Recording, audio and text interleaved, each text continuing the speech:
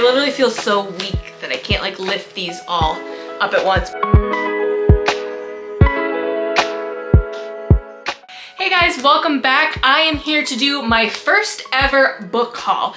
And the reason that this is my first ever is because frankly, I don't buy a ton of books. So not only is this my first book haul, it's also my largest book haul.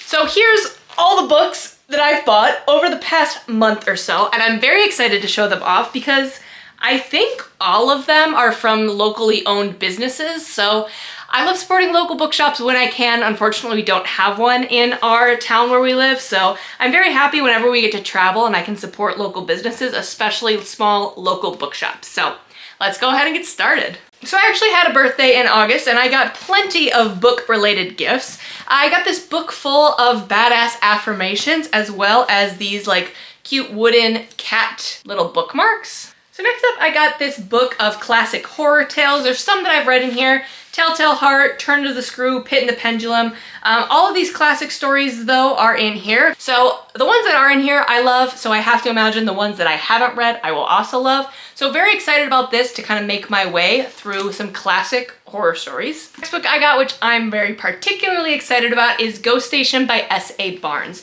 This has been on my TBR since it came out. But the wait at all the local libraries have just been so absurd that I haven't actually had a chance to read it yet. Tyler's actually read it. We actually made a video about it together and I've been really excited to give this a read. This is actually the book out of all of these books that I chose to read first. I'm not terribly far in it. I'm only on page 41, about chapter 4. So far I like it. Tyler thinks I'll like it more than him, but we'll see. But my friend also got me this super cute little ghost bookmark. So how adorable is that? So I cannot remember what local bookstore for the life of me that I got this next one for, but I did buy kind of a modern horror classic, and that is Hell House by Richard Mason.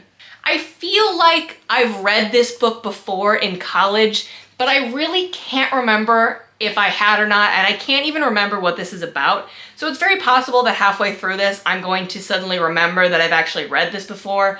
But in the meantime, it's on tons of like, what's the best haunted house story of modern times? This book is almost always on that list, so if I haven't read it, I'm really looking forward to give this one a try. The next book is September House by Carissa Rowland. In this book, a woman is determined to stay in her dream home even after it becomes a haunted nightmare in this compulsively readable, twisty, and layered debut novel.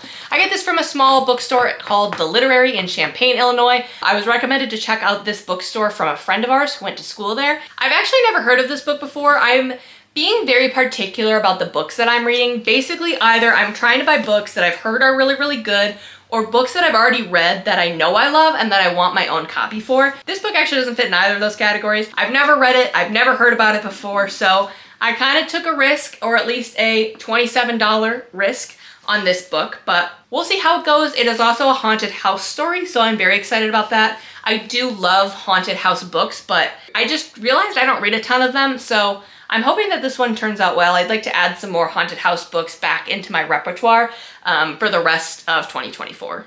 So the next book I got from a bookstore called The Book Deal in Madison, Wisconsin. What I loved about this particular bookstore, it was all used books, but there was a good number of, I don't want to say brand new books, but books that came out this year at the very least. Obviously used, but books that were still recent and that I was looking forward to read and that I was having a hard time finding at my local libraries. I'm gonna be honest, I have absolutely no idea how this bookstore is making a profit because they're selling these books at such incredible prices.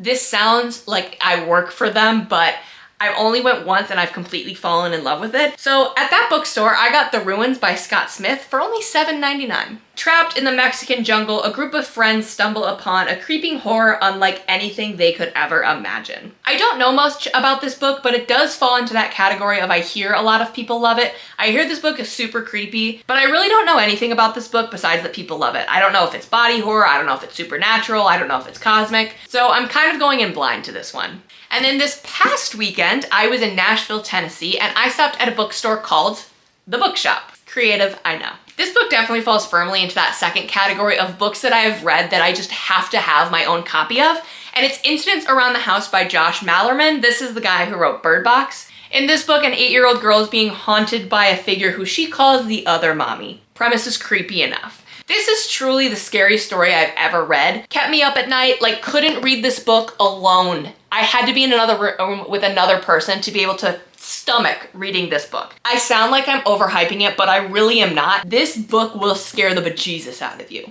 I also had a few stickers at this bookstore. I'm trying to slowly collect stickers to eventually add to my Kindle. So I got this Raven. I teach the Raven by Edgar Allan Poe in my English classes, so I thought that that one was very fitting. And then I also got this heart with ghost stories in the middle. Also very fitting because, again, literally almost everything I read is horror, and my favorite horror in particular is supernatural horror. All right, and then this next bookstore makes me wish that I lived near Nashville, Tennessee, because it was absolutely massive.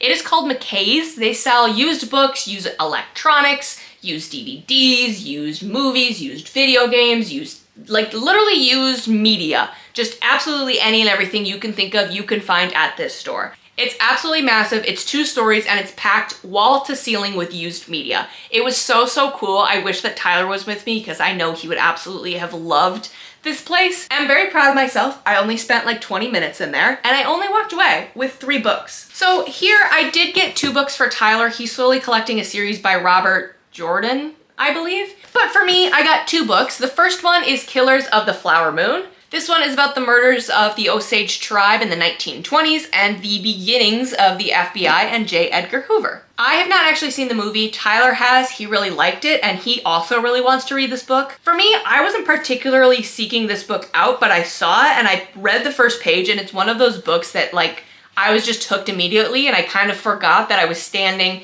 in an aisle at a bookstore trying to figure out if I wanted to buy it. It was just super engaging right from the beginning, so I have to imagine the rest of the book will be like this. So I'm very excited. This next book I got for an absolute steal. I cannot believe that I found it there, and that is Hannah French's The Hunter. This book came out this year and I only got it for $15. In fact, I was debating whether or not I wanted to buy it at the previous bookstore we were at, and I'm so glad I didn't because I saved so much money.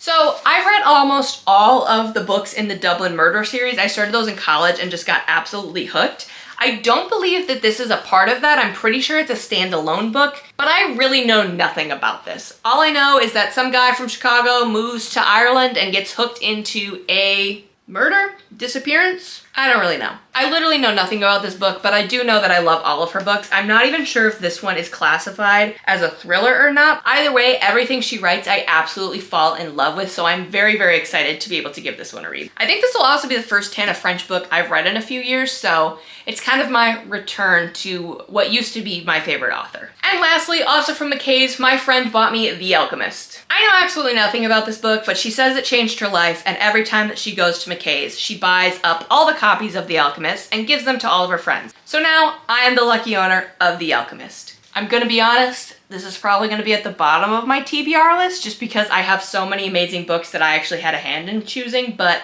nevertheless, I think it's super sweet to give someone books that you love so much. Like, I think that's such a cool, unique thing to do. What a fun way to engage others in a reading experience and share a little piece of you than by gifting them one of your favorite books. So, super cute, but again, probably gonna be at the bottom of my TBR list. This is by far, I think, the most amount of books I think I've ever bought.